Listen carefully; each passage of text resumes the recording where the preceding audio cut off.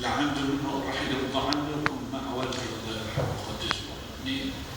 فوت لعنده اللي خذ الكتاب يرجيني كتاب مفتوح خط مثل خط الولد اللي بيكتب الابتدائي، خط عادي جدا يا دوب ينتهي. بيتكلم بالعلوم، بيتكلم بالطب، بيتكلم بالنبات، بيتكلم بالآفاق. والله تكلم مرة على الآفاق وكيف تجري الأكوان والكواكب والنجوم في التمام السماء ولا كأنه عالم نجوم. تكلم بالكيمياء، بيتكلم بالفقه، بيتكلم بالحديث، بيتكلم بالتفسير. جلسة كان يحضر فيها كبار علماء الشام، سوريا بس مش الشام، سوريا كلها. تسمعوا الدكتور معروف الدوليبي؟ شو كان معروف الدوليبي؟ أستاذ جامعة يدرس حقوق، الحقوق الرومانية، درسنا أصول النحو وأصول الفقه. وكان رئيس وزارة، وزير دفاع، وزير خارجية، عدة وزارات أخرى. مصطفى الزرقاء شو رأيكم؟ محقق معروف في وسط العالم الإسلامي. مصطفى السباعي تسمعوا فيه، محمد المبارك تسمعوا فيه، مكي الكتاني، الشيخ كله كانوا قرأ عليهم آية بالقرآن. هذا الرجل الأمي قرأ عليهم آية. تفضلوا احكوا لي. كل واحد حكى اللي الله فهمه. طبعا تكلموا بما آتاهم الله من علوم الكتب. علوم الكتب والدفاتر اللي هو بيتعلموا بيدرسوها للناس في الجامعات، وانا واحد من طلابهم اللي قرأت عليهم هذه. نعم. حتى والله اتذكر بالاصول لما اعطاني ورقه الامتحان طلعت حاطط لي فيها 97 من 100. قلت له يا دكتور شو بتعطيني 97؟ 3 علامات هدايتك عليهم، ما تحط لي ب100، ما تحط لي ب100. قال لي شو الفرق بيني وبينك؟ رجعت لي حتى كنا اخوه. اعطانا الآية قروها، كل واحد حكى الدكتور السباعي، حكى سباعي، حكى عبارك، حكى فتح ايده هيك الله يرحمه، المعروف الدوليبي صفر الكعب، مصطفى الزرقاء صفر الكعب، محمد اسمع مصطفى السباعي كذا كله صفار. ايه وبعدين قال له نسمع، وصار يتكلم.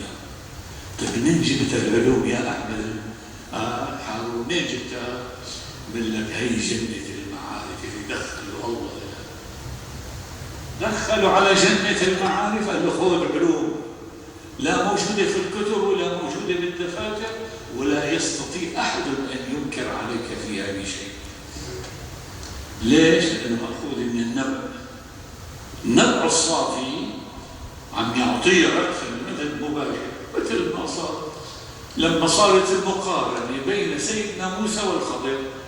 سيدنا موسى رسول من أولي العزم، رسول من أولي العزم، مو نبي عادي، رسول من أولي العزم. ولما الشغلة صارت روح لواحد علمناهم لدنا علما، آتيناهم لدنا علمناهم لدنا علما، روح لعنده تعلم. لأنه بعد ما خطب خطاب ضل فيه من الصباح للمساء. إجا واحد قال له من أعلم أهل الأرض؟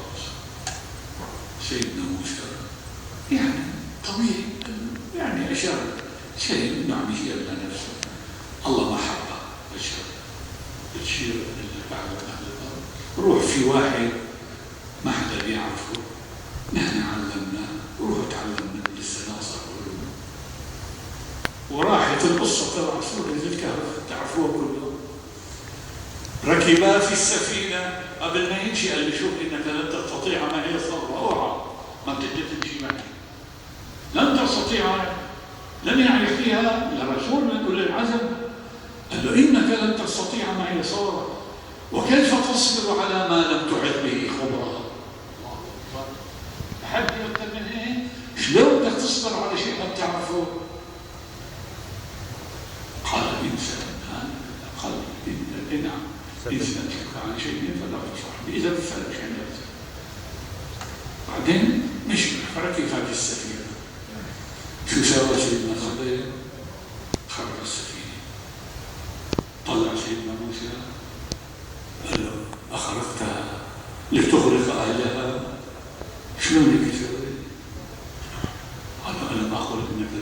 تعطيها معي صوت. ما قلت لا ما تحملت الشغل.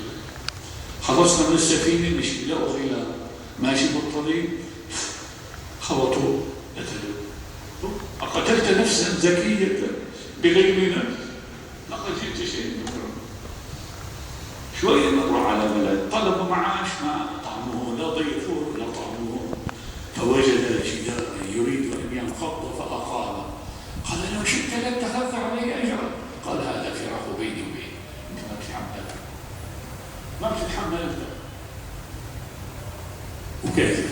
لكن لا بد أن يبين له بقى شو موقفه التالي. قالوا أما السفينة فكانت لمساكين يعملون في البحر فأردت أن أعيبها وكان وراءهم ملك يأخذ كل سفينة غصبا. السفينة الملك جبار مسيطر على الشعب تبعه، محتكر الخير كله له وتارك الشعب يموت. كل ما شاف شر منيح بياخذها، بس يشوف سفينة راكدة هي اللي ما لازم الشعب يستمتع، أنا لازم استمتع معها. فأردت أن أعيبها حتى تمنع الملك أن يأخذها، لأنه المساكين عم يعيشوا منها، ولو أنها سليمة أخذها منهم فانقطع معاشهم، تركها مخروقة حتى تستمر في العمل ويعيشوا منها. بالله عليك هذا عمل صحيح ولا غلط؟ هذا العلم اللدني اللي ما نقدر نحصله بالكتب ولا نقدر نحصله بالمجاميع والدفاتر ولا بالجامعات. بالجامعات بيعلمونا وبالمعاهد بيعلمونا وبالمدارس بيعلمونا العلوم النظرية الظاهرية. أما علم الله بيعطيه لأخص أحبابه هبة بلا واسطة بدون سبب، إلا أنه كان متقيا. مثل ما قلنا باع نفسه لله. شو أعطى الثمرات؟ شو باع نفسه؟ يعني سلمها. باع الله وسلم نفسه وماله. قال له خذ أول وحدة جنة المعارف فيها ما لا عين رأت ولا أذن سمعت ولا خطر على قلب بشر. فيها الجنة هي أشياء لا يمكن إدراكها ولا يمكن معرفتها. والدي رحمة الله عليه أخذ الطريق وصار ووزن له بالورد ومكان، لكن بقي في أشياء يقرأ يقول لك ما أرتوي، أقرأ ما أرتوي، ما أشعر أني أنا عم برتوي. حتى صار مناسبة ما ندخل بالتفاصيل. نعم مشان لأنه قضية العلم حط على رأسه رحمة الله عليه، حط عنا على رأسه والده قال له أنا بدي أسافر على الحج وبتيجي اليوم العصر بدك تلفيهونا وبعد العصر بروح أنا وياك على سوق خياطي وبعمل لك جبة من الكتاب الأسود اللي بيدرسوه المدارس الابتدائية. شغلة بسيطة كتير. ما كان يخالف والده، قال له حاضر وراح. وكان ضابط بالجيش وكان في ميسلون آمر بالتموين رحمة الله عليه، وبعدها ترك الجيش وصار معلم وأفندي. إجا له لف اللفة ولبس الجبة وصار يخطب بدل والده رحمة الله عليه. مر عليه الوزير وهو قريبنا كان رحمة الله عليه، شافه بالعمة والجبة قال له شو هذا يا شيخ سعيد؟ شو لف الجبة شيء؟ قال له ايه والله والدي راح الحج وانا عم نصلي عواطه وكذا. قال له طيب بس يا رجال بتقيم هنا؟ قال له خير ان شاء الله. رجع من الحج جدي رحمة الله عليه، رجع بالوزير مرة ثانية وإزلقى بالجبة واللفة. قال له لساتها الجبة موجودة وجربوا كل شيء، وين ما قلت لي أنت بتجيب؟ قال له شو الدين لعبة؟ ضل ثابت واستمر على هذا النحو. هنا بقى الله بده يطلع، الله بده يكرمه. راح أدفوا طالعوا من الشام لبرا على القرى، على ضمير على يبرود على صبي شو من منطقة لمنطقة، مشان الله يجمع مع واحد من أهل الله كان اسمه الشيخ محمد ضميري رحمة الله عليه، كان من أهل المعرفة. يطلعوا وياكل يوم هذا الشجر كذا، هذا النبات كذا، بعدين العلم عم بتجيبه، قال له بدك اياه؟ العلم بدك اياه؟ قال له ايه والله بدي اياه. قال له بس تنزل عشان روح لعند الشيخ محمد الهاشمي الله يرضى عنه. لو ايه؟ الشيخ الهاشمي كان في علماء كبار اسمائهم كبيره، قال له يكون فلان، قال له لعند فلان. راح لعنده واجى الوالد لعند الشيخ الهاشمي رحمه الله عليه ومستوي. انا سمعت مسير الهاشمي رحمه الله عليه قال الشيخ سعيد البرهاني اجانا الكاز محطوط فيه زيت كاز والشمعه منظفه وممسوحه والفي فتيله موضوعه، بس انا شعلت الكبريتي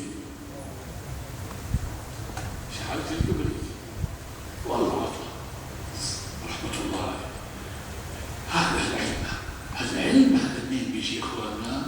بيجي من جنه المعارف اللي الله بيعطيها لمين؟ لمن؟ شو قلنا لمين؟